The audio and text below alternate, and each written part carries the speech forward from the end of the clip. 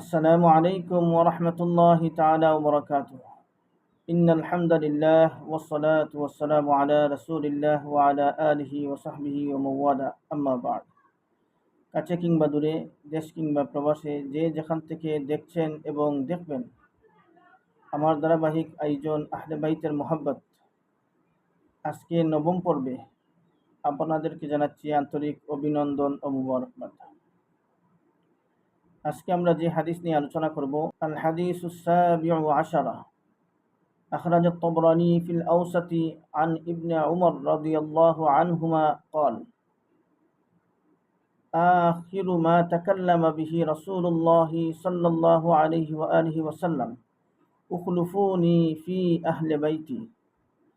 ইমাম তবরানি আল আওসাত কিতাবে ইবনে ওমর রাদিয়াল্লাহু তাআলা আনহু থেকে বর্ণনা করেন, তিনি বলেছেন, রাসূল আকরাম সাল্লাল্লাহু আলাইহি ওয়াসাল্লাম সর্বশেষ যা বলেছিলেন তা হলো, আমার পরে আমার আহলে বাইতকে তোমরা মুহাব্বত করো। সুবহানাল্লাহ। আল হাদিসুস সামিনু আশারা, আখরাজ আত-তাবরানী ফিল আওসাতি আনিল হাসান ইবনে আলী রাদিয়াল্লাহু আনহুমা أن رسول الله صلى الله عليه وآله وسلم قال: ألزموا مودتنا أهل البيت فإنه من لقي الله عز وجل وهو يودنا دخل الجنة بشفاعتنا والذي نفسي بيده لا ينفع عبدا عمله إلا بمعرفة حقنا। ইমাম তবরানী আল আওসাত কিতাবে হযরত হাসান ইবনে আলী রাদিয়াল্লাহু তাআলা আনহু থেকে বর্ণনা করেন, রাসূল আকরাম সাল্লাল্লাহু আলাইহি ওয়াসাল্লাম ইরশাদ করেছেন, আমার আহলে বাইতের মহব্বত নিজেদের জন্য অবধারিত করে নাও।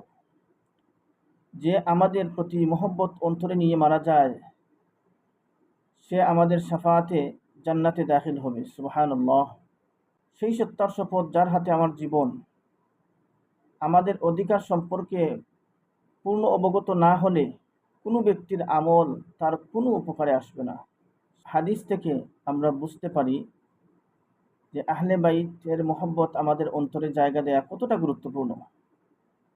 কারণ রাসূল আকরাম সাল্লাল্লাহু আলাইহি ওয়াসাল্লাম স্পষ্টভাবে বলেছেন, আহলে বাইতের তথা আমাদের অধিকার সম্পর্কে পূর্ণ অবগত না হলে কোনো ব্যক্তির আমল পরিপূর্ণভাবে তার কোনো উপকারে আসবে না। তাই আমাদের প্রত্যেক মুমিনের উচিত আহলে বাইতের মহব্বত অন্তরে জায়গা দেয়া। কারণ আহলে বাইতের মহব্বত হচ্ছে আলামাতুল ঈমান, ঈমানের আলামত। আর যদি আহলে বাইতের মহব্বত আপনার অন্তরে না থাকে তাহলে আপনার অন্তরে ঈমান পরিপূর্ণ হবে না। আল্লাহ তাবারাকা ওয়া তাআলা আমাদেরকে আহলে বাইতের মহব্বত অন্তরে জায়গা করার তৌফিক দান করুন। আমিন। আসসালামু আলাইকুম ওয়া রাহমাতুল্লাহি তাআলা ওয়া বারাকাতুহু।